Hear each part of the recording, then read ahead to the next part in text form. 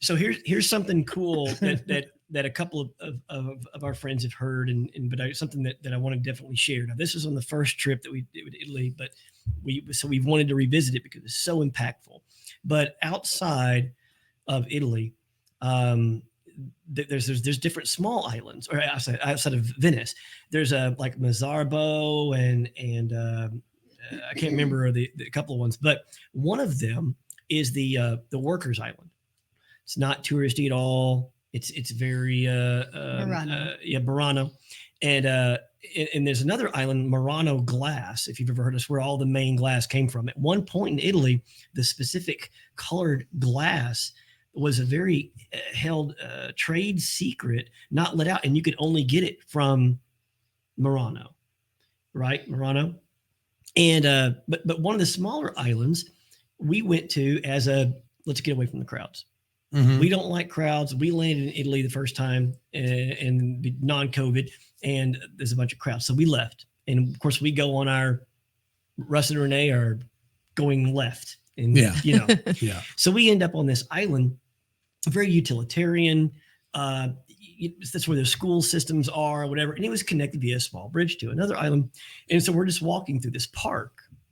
And we're like, can we go through the park? Where we look, and there's it's a vineyard. It's not a park. And we're like, should we even be here? But we're like, oh, let's just go through. So we go through the vineyard, and it's a really nice vineyard. And then there's a tent. We're like, oh, you can eat here.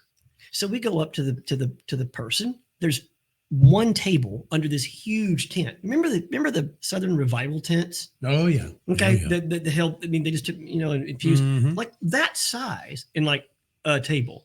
And we're like, but the guy's eating. So, we're like, can we get something to eat? Hoity toity. Do you have a reservation? I mean, the whole thing. And we're like, no, can we get a seat? No, I don't think so. I'm not sure why Italians are French all of a sudden. But hoity toity, they're French. Mm-hmm.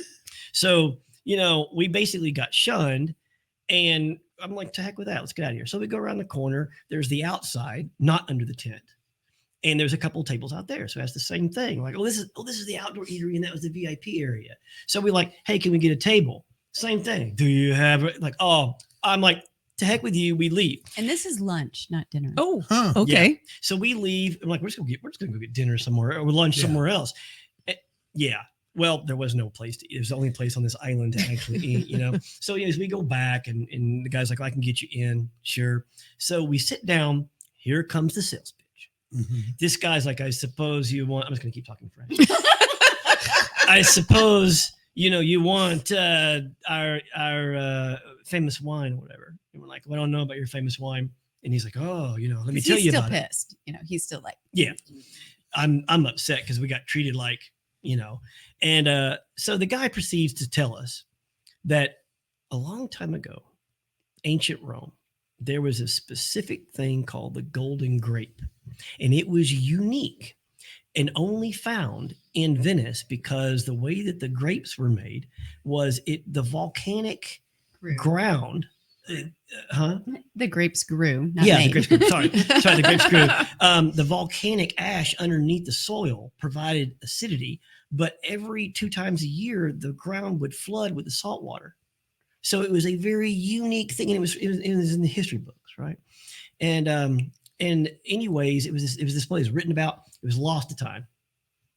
Well, 50 years ago, 60 years ago, whatever. It was a monastery, so the monks grew the grapes. Okay. Wine. Okay. The island was dead, and anyways, the guy was coming by doing a surveyor. The guy happened to be also a sommelier on the side.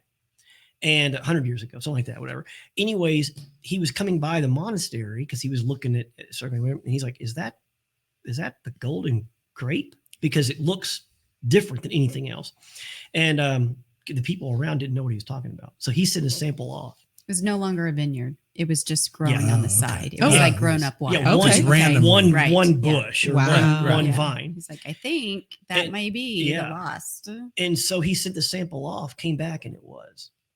So he bought the land. He bought the monastery. The monastery in the island. Yeah. And he started nurturing this grape back. And over time, he saved it, created a deal, and now there's this unique golden grape returning after hundreds and hundreds of years to Italy. Would you like a bottle? A glass. glass. A 40 euro only glass. only a $50 small sip. Yeah. And I'm like, let me get back to you on that. Oh my gosh. And the guy was like, okay, whatever. So he goes back in, and I tell Renee, I'm like, do you believe that This sales is what pitch? Rush does. He's like, This guy's got it down. I'm like, golden grape my ass. So sure enough, the first hit on Google at that time, probably you can do it right now, is Forbes magazine travel, the golden grape returns to life in Europe. yeah. And so I'm like, I'm like flipping through Renee. I'm like, Renee, I said, you're welcome. we just landed mistakenly out of nowhere in the middle of a Forbes travel magazine. Yeah. Holy moly. And so the guy comes back and he's like, have you decided what you want to eat? Of course, I'm like, well, can I get some of the wine? I mean, if you have any. Of course, he's like, sure, Yeah. So he comes back. He comes and brings it back, and we have a taste, and it is the most unique wine I've ever tasted in my life. It smells like a bourbon. Brandy. Looks a brandy. Smells like brandy. Looks like white. Tastes like red. It Wow. was really And it's visually taste mix of this shouldn't exist, right? So this has been a memory for us of amazement. So there's no way we're hitting Italy again and not going Venice, back to this yeah. place, or a Venice again and not going back here. Right. So it's our anniversary, 2 days away from when we're in Venice. July 28th, right? 27. 27th. So it's 2 days. Well, we were there the 28th, so 1 day Yeah. away. 1 day away. We were there the 28th. And so I get the reservations. And you have to take and we a take private the boat. taxi, because you can take, like, they have Venice, there are like buses, but they're water buses, right? So you can take that and you wait and you get on the bus and you get off at the stops, or you can take a water taxi, which is like, what you see George Clooney on, or whatever. The wooden, the beautiful little wooden speedboat or whatever. all polished Yeah. to perfection. And so we're like, well, we're gonna take a water taxi. We get on the I'd hold her in your hand. flipping dollars Yeah. later. And There's a Whole reason bit. why. Yeah. Like they have their own little Yeah. private dock, like where the But it's taxi our pulls anniversary. up. Yeah. Yeah. So we pull in, and there's a 5-star chef working, and we get there and we get on a reservation. And this is what happens when you travel, because all of that led to reservations mixed up, the meals not being ready, having to get an appetizer off the menu that completely sucked, and the wine wasn't as good as what we remembered. Oh. Well, what happened?